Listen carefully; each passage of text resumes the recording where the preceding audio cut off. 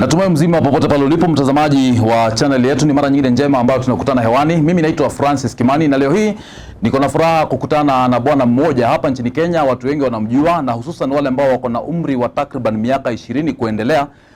Amekuwa kwenye runinga, amekuwa kwenye redio kote katika kila pembe ya nchi hii, na anajulikana kama Dr. Njuguna kutoka Kamirithu Herbs Clinic. Wanapatikana hapa Ngara karibu na Sarakasi Dome. Daktari, karibu sana. Asante sana. Habari ya siku nyingi? Mzuri. Naona mkono kidogo una hitilafu. Kidogo. Kuna nini? Mazoezi nilifanya zaidi. Exercise. Zimeleta tabu. Otherwise umekuaje? Niko mzima kabisa.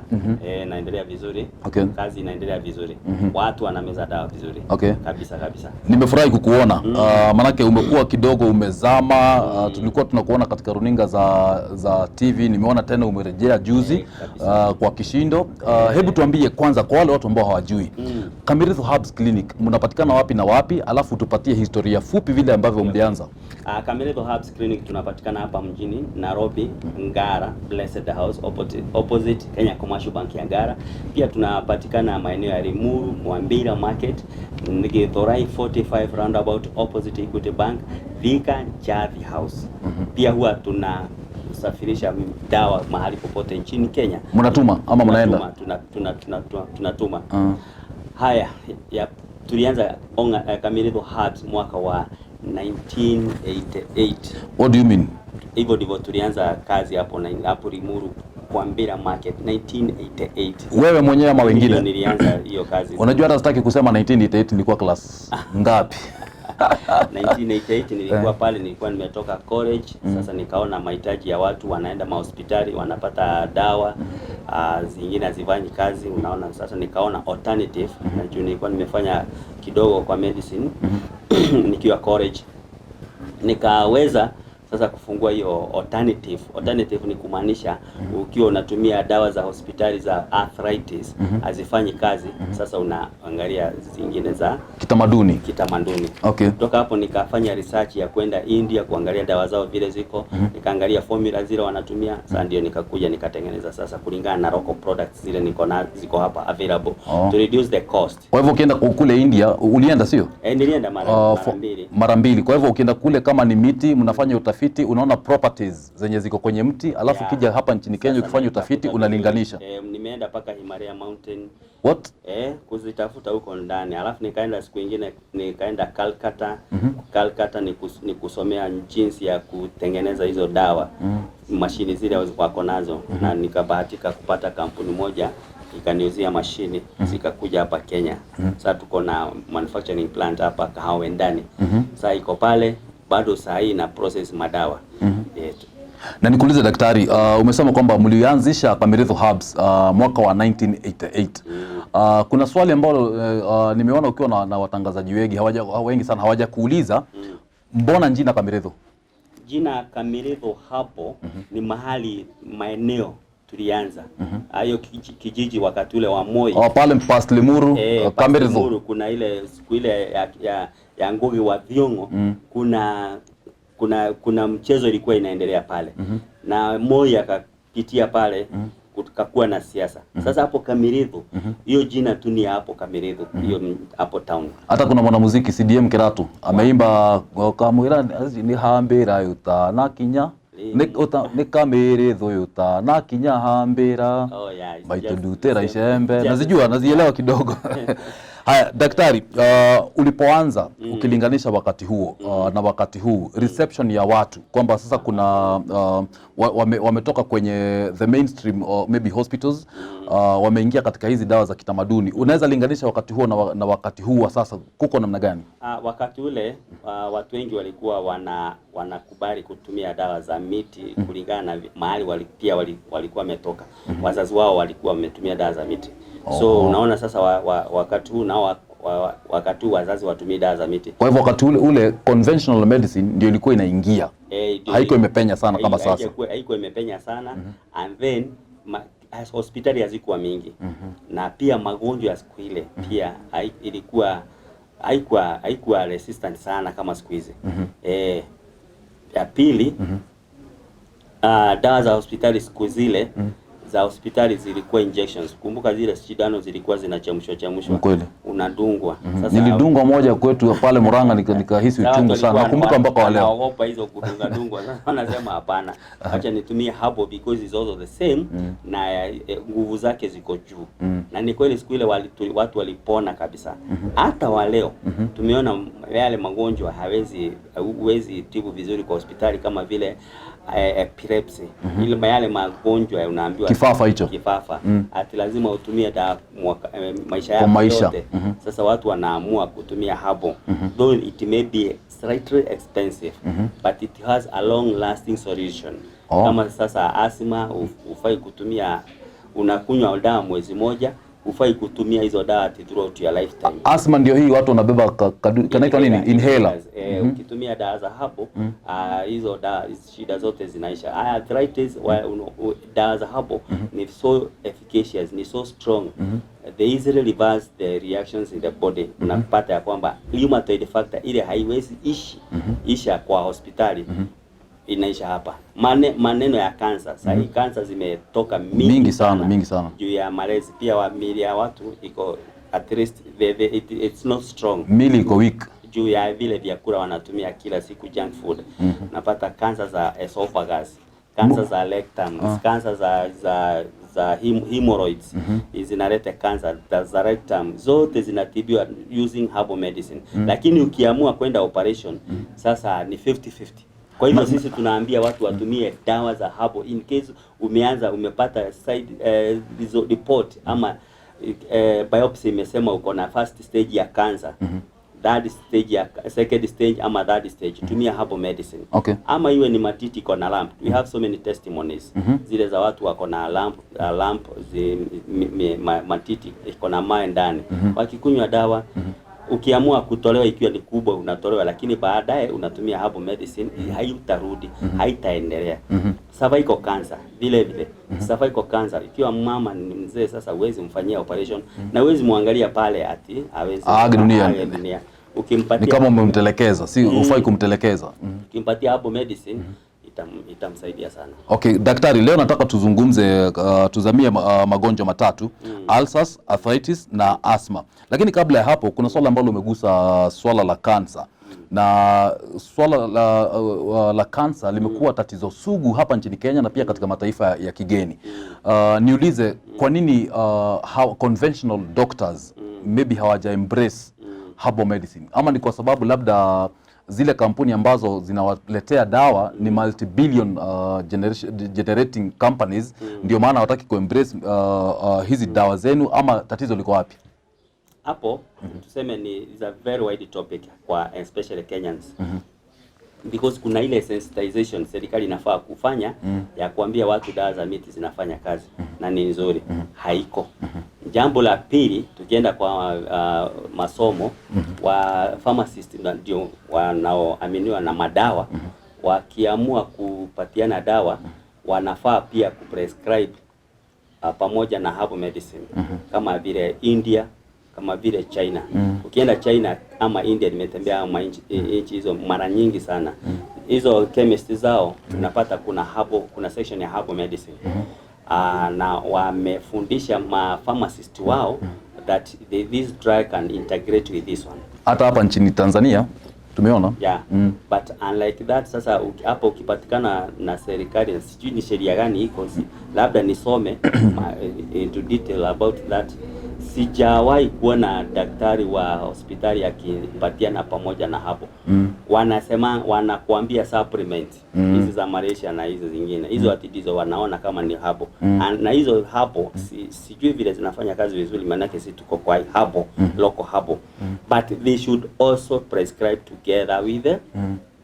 Jambo la tatu ni sisi wa Afrika wenyewe kujua hizi ni dawa zetu za kiasili na ni zetu tunafaa kuzitumia as we continue to go to the chemist. Na ni waashue kwamba hakuna vile kuna contraindication ama kuna vile zitaleteana shida.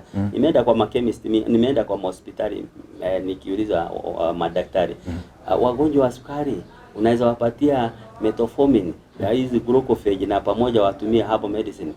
wananiambia hapana. Kwa nini? Hizo dawa za herbal hata hawajui dosage. Hizo dawa zinaweza kukuua haraka. Sasa unasikia perception ya hawa madaktari. Juu na walisoma hiyo topic iko kwa wakisoma medicine. Inajulikana kama pharmacology. But juu daktari anataka asitake kusikika na wengine aliprescribe hapo. Ama yeye anakunywa hapo. Hataki kusikika anakunywa hapo. Hata wale ambao tumelelewa na wao na ni madaktari. Kama kule kwetu nyumbani kuna wakati ukiumwa na jino kuna mimea fulani tulikuwa tunawekwa. Maybe kama uko na kidonda kuna majani fulani yalikuwa na chomo unawekwa kama ni kidonda sugu na kinapona. Kwa hivyo haya ni masuala ambayo labda ni kupuuza, tumepoteza mila na desturi. Lakini kuna jambo lingine nafurahia sana. Huu mwaka wa 2022. Huu mwaka kuna director ameingia pale wa Pharmacy and Poisons Board. Nataka kusema anaitwa Nyarangi ama Nyaranga. That guy has done marvelous kwa herbalist. Unaenda na kusikiliza vizuri, alafu ana instruct the juniors. Saidieni huyu herbalist. Huyo ni kama Mungu amemtuma. Juu zamani hata kupata ile poto ya pharmacy ndio uweze kuregister dawa yako ilikuwa ni kisungumkuti. But now you can easily register your herbal medicine na uanze kuiuza kwa shelf ya hawa madaktari wanaodharau hapo. Wanajua lakini hawataki kudharau. Lakini saa hii wangejua kuna director wa Pharmacy and Poisons Board anaitwa Nyaranga. Daktari mwenyewe mzuri sana pale. Anasikiliza herbalist. Na mnaongea 1:1. Zamani ungeingia pale. Manake ilikuwa ofisi ya mzungu. Siku zile. Na anataka kuona dawa za kizungu zikifanya lazima aonyesha kama ni superior. Superior. Kuliko zile ambazo sisi na mababu zetu tumekuwa tukitumia. Na wale waliajiriwa sasa baadaye wakafuata. Wanaleta siasa mingi sana kwa hapo. Lakini sasa imeisha. Imetulia. Ukiwa na license, ukiwa na hapo, unaenda unaingia kwa poto, unaregister dawa yako, ukiregister dawa yako wanakuja wanaianalyze, wanapatia license, unaenda kuuza bila matatizo yeyote. And then wana insist good manufacturing practice. Unajua na sisi na Waafrika tumeamua uchafu ni pati yetu. Sasa uchafu ni pati yetu. Wengi wao ni wachafu. Sasa lazima akuje akague mahali unatengenezea hiyo dawa iko kama ni safi ama sio safi. That's why nauliza my fellow herbalist tuweke usafi. Ndio huyu mtu wa inspection wa pharmacy akiingia pale kuinspect mahali unatengenezea dawa iwe ni safi kabisa. Daktari, siku hii ya leo kuna masuala matatu ambayo nilikuwa nataka tuyagusie, na masuala haya ni masuala ya magonjwa.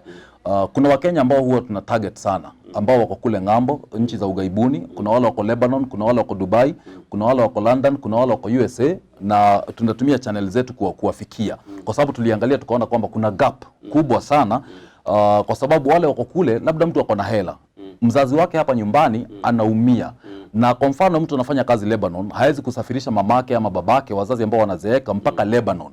Wanaweza wakasaidikaje kupitia kwa Kamirithu Herbs iwapo mzazi, nitaanza na yale ambao unaona kwetu yanasumbua watu, ugonjwa wa arthritis. Iwapo mzazi ana arthritis, kuna tiba?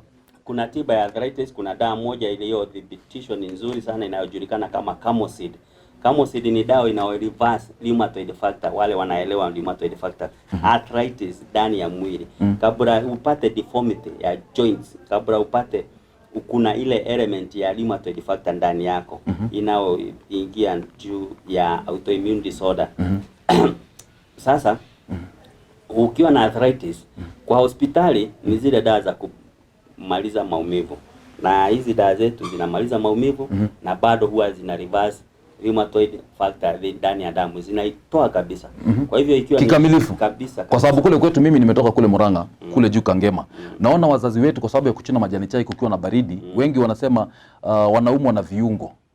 joints huku si viungo, wanaumwa na joints Sasa unapata wakienda katika hospitali, na Uhuru Kenyatta amejenga hospitali moja pale mahali kunaitwa Tutho ya kusaidia watu ambao wako na arthritis, kwa sababu it's a problem, na watu wote sasa huko wanaenda kule, mpaka mamangu mwenyewe. Kwa hivyo nataka kuniambia kwamba it's possible kwamba inaweza kuwa reversed. Hiyo ni rahisi sana kuwa reversed na ukae maisha ya kawaida. Badala ya kuja dawa for life. Hakuna baridi. Ukitumia hiyo dawa inakusaidia joint zako zote. Ni dawa ya miti na ni ya kuchemusha. Unakunywa asubuhi na saa 6 na jioni, ama asubuhi na jioni. Na haitakuletea madhara yeyote. Kwa hivyo hiyo dawa ni nzuri kabisa. Camosid ni dawa ya arthritis. Na tumepatia watu wengi wale walio hata wako bedridden. Yaani alishindwa na kutembea kabisa juu ya deformity. Unapata joints zake ziko na shida. Sasa hiyo hata sisi ndio tunatumia. Naona miaka yetu imesonga. Sio kijana 88 mpaka wa leo bado natumia hapo. Sijaenda mahali. Na huko mzima. Na joints zangu ziko sawa.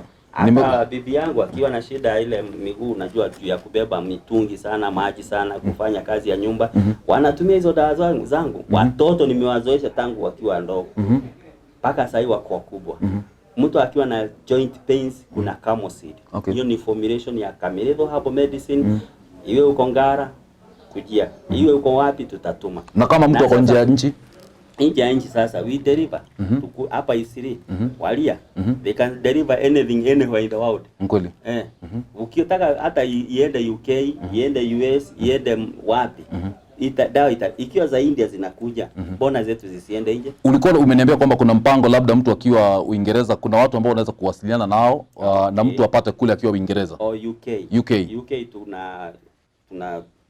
tunapanga consignment iende huko. Na hivi karibuni nitakupatia namba ya simu ya wale wako UK waweze kupata. Hata US tuko na partnership na pharmacist wako huko, ndio waweze kupata hiyo consignment, waweze sasa kuipatia na hiyo ya Camosid. Ama ikiwa uko na mgonjwa hapa, unipigie simu, ataenda kuonekana mahali popote alipo. Namba ya simu ndio hiyo, mtazamaji unaiona kwenye screen, lakini daktari, kwa sababu ya manufaa ya mtu ambaye labda haoni vizuri, unaweza tupia namba yako ya simu? 0722 84 83 80. Turejelea tena 0722 84 83 80. Shida ni moja. Wengi tumeona hata kampuni labda wa mashamba wakienda pale kwenye runinga wakizungumza, ama kwenye channel kama hizi zetu wakizungumza, ile nambari ambayo wanapeana ikipigwa hasemi kwamba si yakapatikana. Na unajua mtu akiona, kwetu sisi wakikuta tunasema kwamba bei ni kuona na kugusa. Sasa mtu akikusikiza wewe alafu apige simu ichukuliwe na mtu mwingine, itakuwa ni tatizo. Wewe ni wewe unapokea. Maana yake hii ni kazi, ni mnajivunia. Hii ni calling. Wewe patia bibi yako namba ya simu atiende akajibu wagonjwa. Sasa ni kusema nini? Pia kuna kazi nyingine. Kwa hivyo akipiga anaongea na wewe moja kwa moja. Na ni 24 hours. Kila saa. Na niulize, for example, kwa sababu ya wale watu ambao labda wako ngambo na wako na wazazi huku na wanaumia, approximately ile pesa ambayo inaweza kucost mtu ambaye arthritis maybe imeenda sana na yenye haijaenda sana, unaweza tupatia range? Ni kutoka $200 to $500. Okay. 200 to $500. Kwa hivyo ni kama 20,000 ya 50,000. Hapo. Full dose. Full dose. Ukitumia hiyo dawa, mama anatembea, anaanza kufanya kazi bila matatizo yote. Wow. Unajua nimekuja hapa kwa sababu nimesikia na nimeona watu wengi wakitoa ushuhuda, na ni vizuri pia tuache kunyamaza na information ambayo tuko nayo. Ni vizuri kuipeana huko nje, na wanasema kwamba internet does not forget. And then challenge ni moja. Mama mzazi akizeeka, wewe ukiwa huko ngambo, unafikiria tukimlipia kadi ya NHIF, that is all. Haimsaidii. Ama ako na insurance, that is the end. Na foleni zenye ziko katika hospitali? Hata sio hivyo. Hiyo kadi haitamsaidia kuingia kwa habo. Juu wale hatujafika ile kiwango ya herbalist kuwa recognized na NHIF. Sasa wanakuja kwa herbalist unalipa cash. Juu sasa sisi hatujakuwa integrated. Ingekuwa ni huko ng'ambo, ukiwa na kadi, medical services ni free huko nje. Okay. Lakini hapa sasa unagharamia, lakini unaona sio pesa mingi as compared na huyo mzazi alikulea vizuri. Sasa wewe unakula matunda yake. Afadhali pia uwekelee pesa kwa juu ya maisha yake. Haya daktari, tuache kuzungumza tu masuala ya wazazi ambao wameachwa hapa nyumbani. Hawa youth ambao wako katika sehemu tofauti za kazi hapa nchini Kenya na wale ambao wako ng'ambo, ugonjwa wa ulcers najua wengi wameumia sana, na najua kwamba huwezi ruka familia 3-4 kabla usikie mtu ambaye labda ni kijana mdogo na ako na ulcers. Siku hizi tunasikia mpaka watoto wadogo wa miaka 4-5 wako na ulcers. Kwanza ulcers husababishwa na nini? Ni stress, ni pressure ama ni... Hapo umeongea vizuri. Watoto wadogo. Haya. Young people. Young people. Unajua ni kwa nini? Hii arthritis tulikuwa tunaongea juu yake. Is one of the cause of ulcers. Arthritis? Yes. Ina cause ulcers? Yes. What is the connection? Dawa zile wanatumia pale kwa hospitali kila siku ziko na acidity. Na hiyo acid inamaliza mucous membrane ndani ya tumbo. That gives now room to ulceration. Na hiyo mucus unajua ndio ina protect mtu asipate ulcers. Kwa hivyo wale wazazi wanaopata magonjwa ya arthritis, jambo la kwanza huwa tunawatibu ulcers. Side effect ya zile dawa zote wametumia. Nimekupata. Kwa hivyo kwenye matumbo kunakuwa corrosed. Dawa zote zinaingia, lazima zipite kwa tumbo. Na zile dawa zote ziko na acid. Na unajua mtu anameza ati juu, labda sasa umeanguka na pikipiki. Kuna maumivu. Usipomeza Brufen, diclofenac, maumivu itazidi. Unameza, wakati dawa imeisha kwa mwili tena unameza ingine. Ina demand ukunywe. Haya mama saa nyingine unapata ya kwamba ameanguka. Wakati maumivu iko, anameza hizo dawa za antacid, tunazita non-steroidal anti-inflammatory drugs. Sasa zikisha kwa mwili anaendelea kumeza. Sasa hiyo dawa tumbo inachafuka. Kwa hivyo chanzo kubwa sana ni hao watu wanaozoesha watoto dawa kila saa. Unapata tumbo zao zimeharibi. Ukiingia kwenye kabati kwenye nyumba unapata dawa ni kama unaweza fikiria ni pharmacy imewekwa hapo. Hao wagonjwa wakiingia kwetu, jambo la kwanza ni kumaliza acidity ndani ya tumbo yao. Na hiyo acidity ndio another cause ya stomach ulcers. In fact hata shirika la utangazaji la Uingereza BBC 2 weeks ago, mwezi huu umepita wa February 2022, wamefanya research na leading universities ambao wanafanya research mambo ya tiba, na wakasema kwamba miili yetu, watu wengi ambao katika ulimwengu hivi sasa unakuwa drug resistant kwa sababu ya kutumia hizo dawa kwa muda mrefu sana na misuse. And that's why we are calling on for alternative remedy. Alternative ni dawa haina madhara, haina chemical, iko fresh, ni vile tu ni haina chochote. In fact mtu yeyote ukaingia katika podcast ya science ya BBC, utayaona makala hayo, na wamezungumza na leading scientists in the world ambao wanafanya research mambo ya medicine. Kwa hivyo ni kitu very serious, na wamesema kwamba watu wengi wana ignore, but very soon watu wengi watakuja kurealize kwamba walikuwa wanasema it can be a pandemic. Hiyo sasa watu wote wanaotumia wanajiexpose kwa madawa. At least sio vibaya. Sitaki criticize dawa as per se. Hizi dawa za chemist ni nzuri. Ikiwa uko na diabetes, tumia metformin. Hizo dawa zako maybe 500 850. Alafu ujue umeweka kemikali ndani ya tumbo yako. Huyu mzazi utafutie dawa ya kudetoxify hizo kemikali. Unapata wengine wako pia na diabetic wound imekosa kupona. Na ukimpatia herbal medicine 1 week, hiyo diabetic wound imepona, imeisha kabisa. Na ni ya kuwekelea ama ni ya kumeza? Ni ya kumeza. Kumeza. Unajua sasa ukiimprove immunity ya mgonjwa, kidonda kinapona peke yake. Lakini sasa endelea kumpatia tu ati unamuosha, unafanya nini, hapo unamuharibu kabisa. Juu hakuna ile nguvu umemweka ndani ya kumsaidia kuonyesha vidonda. Haya, tuingie kwa watu wa arthritis.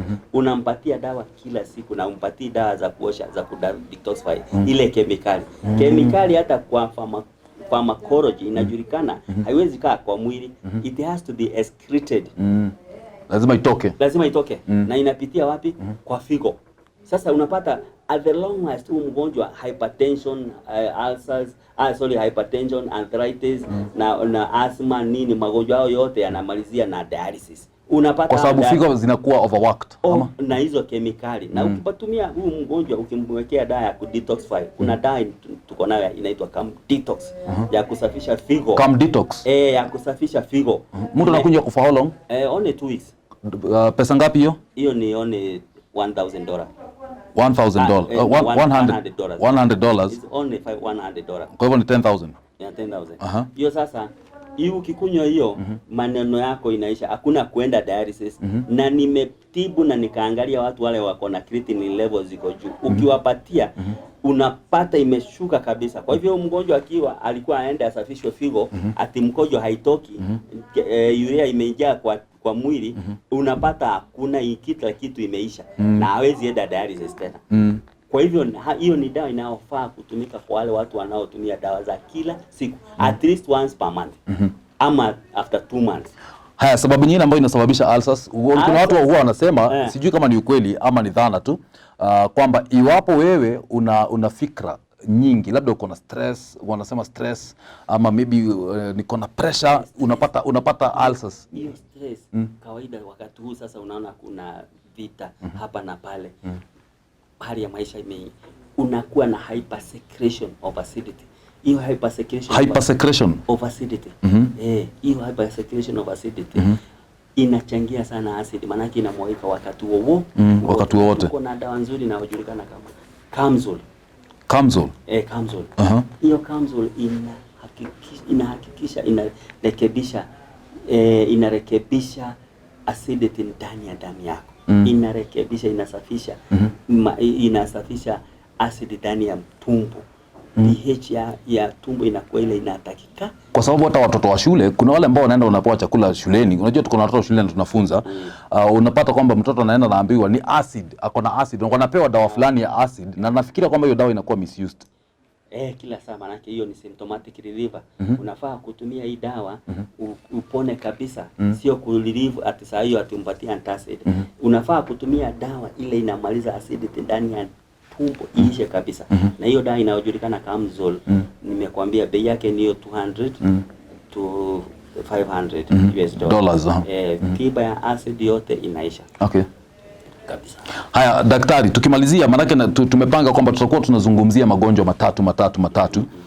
Leo tumezungumzia arthritis, tumezungumzia ulcers, nataka tuje tumalizie kwa asthma. Ugonjwa wa asthma ni baridi inasababisha ama ni nini? Asthma ni jambo ni ugonjwa wa, tuseme ni foreign bodies ikiingia kwa mwili yako, ina respond, lazima ifukuze hizo vitu.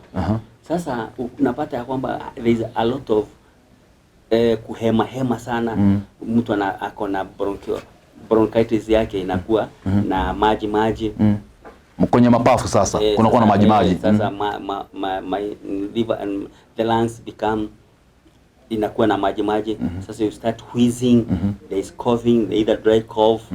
Na I think it's a result of the dysfunction of mast cells. Zile ziko ndani ya mwili zina produce a lot of histamine. Sasa hiyo histamine ikiingia sana kwa mwili inaleta shida, lakini dawa iko inajulikana kama Kamsetrin. Hiyo dawa sasa ukipata wale watu wako na inhalers, wametumia inhaler kwa muda mrefu, wako na difficulty in breathing juu ya asthma, wako na shida ya baridi, allergy ya baridi, allergy ya chemicals. Akitumia hiyo dawa hizo allergy zote zinaisha. Allergy ya nyama pia, wale hawakuli nyama, ukitumia hizo dawa za allergy inamaliza pia hiyo allergy. Wale wanajikuna. Unajua kuna rafiki yangu mmoja aliniambia, nilikafikiria ni mchezo kwamba nimeambiwa nina ugonjwa wa nyama. Nikacheka sana, nikashindwa ugonjwa gani usijausikia mimi maisha yangu yote. Kwa hivyo upo. Sasa ugonjwa wa nyama ukitumia proteins nyama sasa unapata unajikuna na pia unapata lumps. Kwa hivyo ni the same na vile kuna wale ambao wanaharibikiwa na mwili wa kila mayai. Kwa hivyo ni the same thing, kwa sababu mayai pia ni proteins. There is a lot of na unaona ukienda hospitali ni Piriton, Celestamine, those are antibiotics. Antihistamines. Antihistamines. Yes. Unajua hizi antibiotics, nilikuwa nafuta hilo jina, antibiotics ndio zilikuwa zinasemekana kwamba zimekuwa misused sana, na zingine sasa zimekuwa hazifanyi kazi katika miili ya binadamu. Hapa katika asthma daktari, hii dawa Kamsentrin inatumia Kamseptrin. Mtu anameza kwa muda gani? Ni miezi 2 peke yake. Na atakuwa anatumia pamoja na inhaler. Inhaler unaachana kabisa. Labda wakati uko na attack, lakini hutawahi kutumia tena inhaler. Ukianza kutumia hiyo dawa maneno attack itaisha. Attack zote za asthma zinaisha. Unajua kuna mzee mmoja alinitolea ushuhuda, na alikuwa na sukari na alitibiwa na dawa za herbal. Na tangu hapo ndio maana naona mimi niko sana katika masuala ya herbal na kutaka kufuatilia, ndio watu wengi waweze kujua ukweli na ukweli bayana. Angalau kwa sababu watu wengi sana wanatumia muda wao mwingi, wanatumia pesa. Kwa mfano mtu ambaye anaenda dialysis, niliona katika gazeti juzi, kila mgonjwa ambaye anatumia NHIF anatumia 900,000 per month kwenda kufanyiwa dialysis. Ni labda 90 ni 13,000 per session. Wanaenda ni kwa mwaka 900,000. Yeah, kwa mwaka ilikuwa 900,000 wakati wakizungumzia mtafaruku ambao ulikuwa katika NHIF. Kwa hivyo hizi ni pesa ambazo mtu anaweza kutumia na njia nyingine na kusave time. Wanajua watu wangeshikana, watu wa serikali, watu wa NHIF, washike wa mahabarist, wamalize huo ugonjwa. Wamalize kabisa. Wow. Wakishikana sisi tunaweza safisha figo kabisa. Hata wale wako kwa dialysis wakuje tu wapatie dawa na wapimwe, mkojo yanze kutoka, damu iwe safi, wakubali na wakubali sasa, na sisi condition tutawapatia ni moja. Na sisi tutumie NHIF itumike kwa herbalist. Tuwapatie dawa na hao watupatie nafasi ya kutumia NHIF card. Okay. Haya daktari, leo tumezungumza kuhusu ulcers, arthritis na asthma. Unajua pia tukizungumza sana watu hawapendi kuwekwa sana siku hizi. Our generation wanataka kusikia mambo haraka haraka, kwingine wafuatilie. Tukimalizia tutapea namba ya simu tena, lakini kabla ya hapo hebu tuelezee Kamirithu Herbs Clinic, mnaendelea na utafiti ama mlishafunga virago mkasema kwamba utafiti ni hivyo? So utafiti unaendelea. Mr. Kimani. Unaona hii ugonjwa ya corona, tulifanya research na tukapeleka dawa zetu. Sisi watu wote wale tulitibu hapa walipona. Watu nasikia huko walikuwa wanateseka na corona. Lakini hatukupata nafasi yoyote ya mtu wa serikali kutuuliza mnafanya nini? Hii dawa imagine. Watu kufa, serikali nika-invest kwa oxygen, nika-invest kwa hizo mashini zote, ikajenga manyumba, na tiba ilikuwa kwa herbalist. Bona juu tulifanya research. We don't just give a medicine like that. Wow. We don't just give like that. We have to ensure that we are giving the correct thing. Na hii dawa ya corona hii ni yenye mlikuwa mnatumia ya homa kitambo Hapana, nilipata wagonjwa wawili watatu hapa wako na dalili za corona. Incidentally, the man refused to take the medication. The children took and the wife. The man died. Lakini hawa mpaka wa leo wanaishi. Kwa hivyo Mungu kiburi ya mtu ndio inifanya wengi wao waishe. Juda zilikuwa, lakini unaona sasa corona imeisha kabisa. But those drugs that were used for upper respiratory tract infection, they used to improve the breathing system ya mgonjwa. Na ile hali ya hypoxia, kukosa oxygen kwa organs, inaisha kabisa. Kwa hivyo those guys who used to take our herbal medicine, hata ile maji ilikuwa huko nyuma inafanya wazungu wakufe, hawakuwa juu tuko na dawa ya kutoa maji kwa mgongo, kwa lungs huko nyuma, inatoka kabisa, unahema, unaanza kutoa hewa vizuri. And then our drugs improves the circulation of oxygen in all the parts of the body. And that was all. Hakuna kitu kingine, na tulifanya research hapa na watu wawili watatu, na people started, wale walikuja ndao hapa walijua, walikunywa mpaka wengine wakalifaa, wengine wale walikuwa kwa quarantine, wanakuja wanachukua dawa wanakunywa kisiri. Juu hapa Kenya ukijulikana unatibu, ni shida. Ni kweli. Daktari, tukumbushe Kamirithu Herbs Clinic, yenye mimi nitaelezea kwa njia nyingine. Labda wewe utaelezea kwa njia yako. Mimi najua hapa Ngara, Blessed House.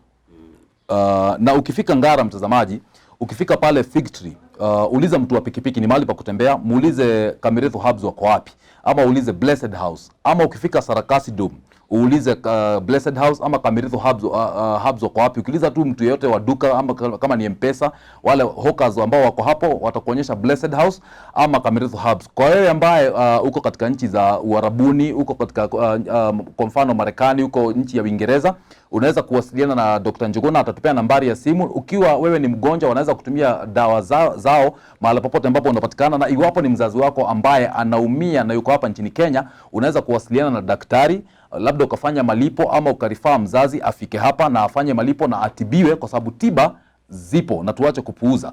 Na daktari pia ananifahamisha kwamba kuna maeneo mengine, na alikuwa amestaja tukianza, ambayo huwa anayatembelea. Kwa mfano kule mjini Thika atatufahamisha kwingine kote ambako wako na clinic, na atuelezee iwapo huwa anatoka huko ama anapatikana tu hapa Ngara pekee. Daktari, muda ni wako, tufahamisha nambari ya simu na kisha kliniki zenu ziko wapi hapa nchini? Asante sana. Kliniki zetu hapa ziko hapa Ngara Blessed House, na pia tunapatikana pale Githurai 45 roundabout opposite Equity Bank.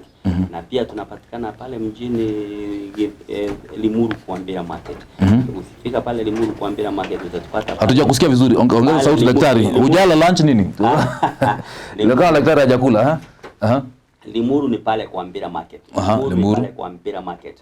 Na pia pale maeneo ya Thika ni Jadi House. Thika Jadi House. Okay. Main stage. Thika ni kwa main stage Jadi House. Karibu na stadium ya Thika. Okay. Githurai ni 45 roundabout opposite Equity Bank, utapata kibao kubwa imeandikwa Kamirithu hapo Melissa. Okay. Limuru ni Kuambira Market. Haya, nambari ya simu ambayo mtu labda kama kuna any question ama referral anaweza taka kufanya ni 07 22 84 83 80. Atazungumza na Daktari Njuguna mwenyewe. Haya, tuambie our second program tutakuwa tunazungumza kuhusu ugonjwa gani? Ugonjwa wa hypertension. Hypertension Na inaenda pamoja na diabetes. Na pia shida za hizo tumesema za kidney dysfunctions. Kidney dysfunctions. Magonjwa yote ya figo tunatibu. Okay. Kwa hivyo kae chonjo. Hii itakuwa ni part A. Part B tutakuwa tunazungumza kuhusu hypertension, diabetes na kidney dysfunctions. Leo tumezungumza kuhusu arthritis, tukazungumza kuhusu ulcers na tukazungumza kuhusu asthma. Fanya hima, usiache uwapendao wawe wanateseka ilhali kuna tiba. Daktari, nashukuru sana kwa sababu ya muda wako. Okay. Na pole, mkono najua utapata nafuu. Asante. Fanya zoezi kidogo.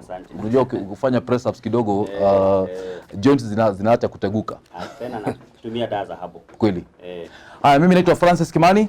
Kwaheri kwa sasa.